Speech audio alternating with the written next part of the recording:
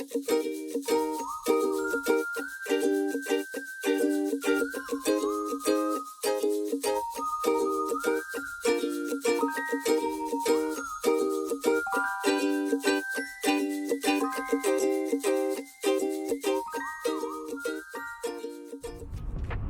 a light drizzle along the way, I don't mind because it helps to cool down the temperature a wee bit.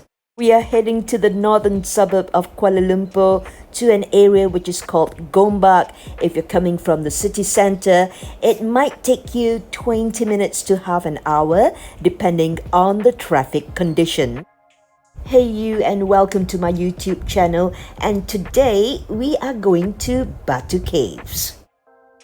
Upon arrival, you'll be greeted by the sight of this massive Lord Murugan statue built with reinforced concrete and painted in gold, and it's approximately 140 feet in height.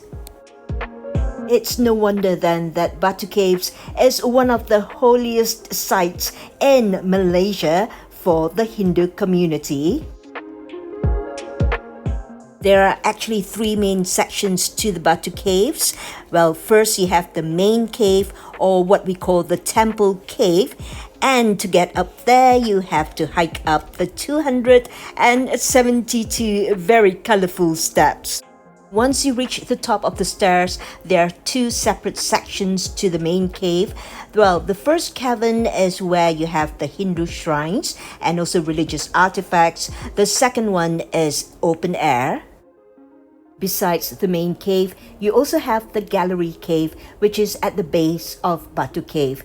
And the entrance itself is guarded by the statue of Hanuman. And inside you find depiction of the story of the epic Ramayana. The last main cave to explore in this area is the Dark Cave, but you do need a special nature guide to escort you inside because it's a conservation site. There's an interesting story behind the shrine located in the main cave. Well, once upon a time, there was a wealthy Malaysian Indian merchant by the name of K. Tambusami Pillai. He had a very vivid dream in which Sakti, who is a Hindu goddess, requested that he builds a shrine for her son, Lord Murugan, on top of what was formerly known as Bukit Batu. Tambusami followed his dreams and came here, and the first thing that he noticed was that the main cave's entrance was actually shaped like a bell. The bell is the spear of Lord Murugan, so he was inspired to dedicate a temple to Lord Murugan.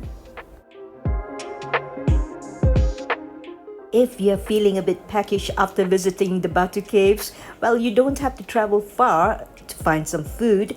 And if you drive just approximately, well, I should say less than 2 kilometers around the same area, it's all part of the caves, you'll find this place.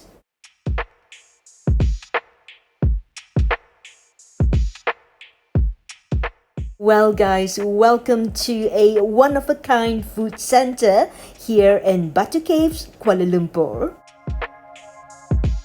This food center is newly minted. It was only opened very recently on the 3rd of March 2023. So if you want a brand new dining experience, this is the place to be, especially if you have never dined in a cave before. I've only dined in the cave once, and that was in Petra, Jordan.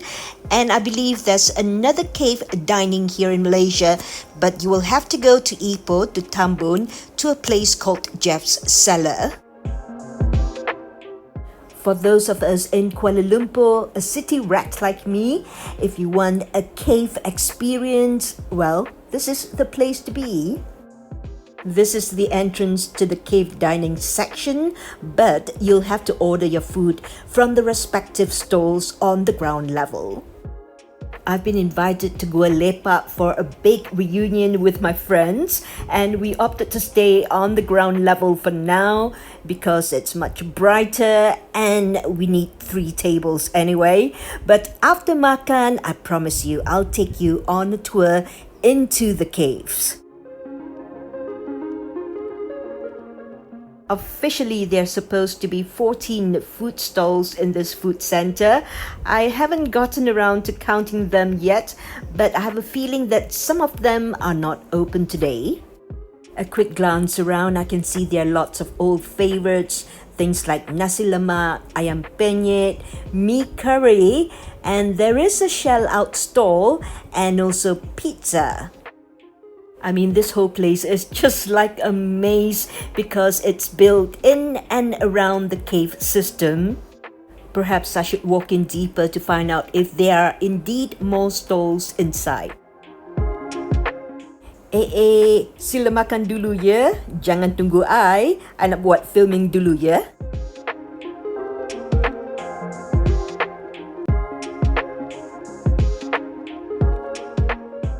Kalau hang tak nak makan dulu, mai ikut I. Kita pergi meneroka gua bersama-sama ya. The entrance to the cave dining experience is super impressive, don't you think so? Generally, when we speak about a cave, we're not talking about a single cave which is simply two-dimensional. When you speak of Batu Caves, you usually conjure up the image of the humongous statue of Lord Murugan and the temples, but the whole area of Batu Caves is approximately 2 kilometers.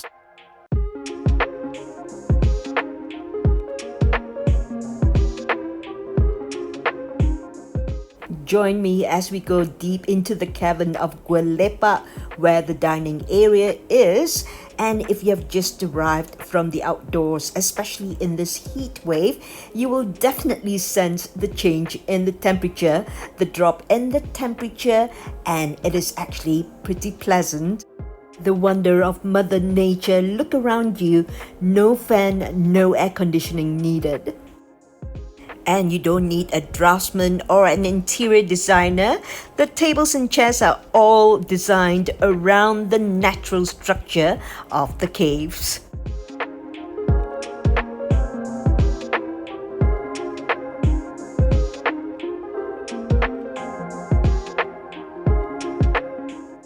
It's all part of the interior decor, a natural statement piece in the middle of the dining hall. This is a limestone dome, part and parcel of the karst formation that is millions of years old.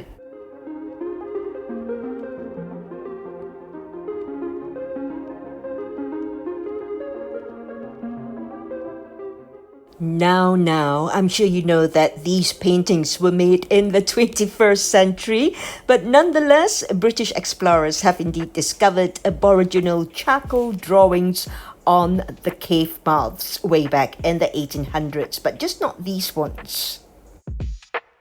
Once upon a time, no one ever stepped foot into the Batu Caves except for the Temuan Orang Asal people, one of the many indigenous tribes in Malaysia.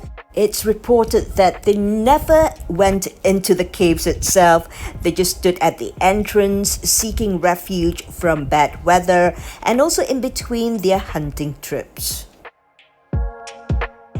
It wasn't until the year of 1878 when these magnificent limestone caves, which are more than 400 million years old, were discovered by an American naturalist, a bloke by the name of William Hornaday. Who's William Hornaday, you may ask? Well, he's an American zoologist and he worked with the US Natural Museum, and at that time he traveled far and wide in Borneo and in Southeast Asia to study the rainforests in Southeast Asia, and he also wrote a book which was entitled 2 Years in the Jungle. You can imagine that William Hornaday was totally awestruck when he stood inside Batu Caves, and it is reported that he even sang just to test the echo of the walls of the caves. I would guess if any of the Temuan Orang Asals would have spotted him then, a white man in the cave is singing at the top of his lungs. It must have been a very frightening sight for them. I'm not much of a subterranean creature. Back to the surface. I think I'm going to order some of these kerang bakas to be shared with my friends. I really love my kerangs, especially the really fresh kerang bakar and kerang rebus I had in Parit Jawa in Muar. It's a really cool experience to be one of the first people to have visited this food center called Gua Lepak. Remember, it's less than 1 month old, or rather less than 1 month since it was opened. I would say that the food here is okay, but the enjoyment and the midst of the natural wonder of Batu Caves is simply amazing. I'm Gobble Guzzle. Time for me to sign off. I'll see you again. Always be kind and spread the message of peace. Jumpa lagi. Bye-bye.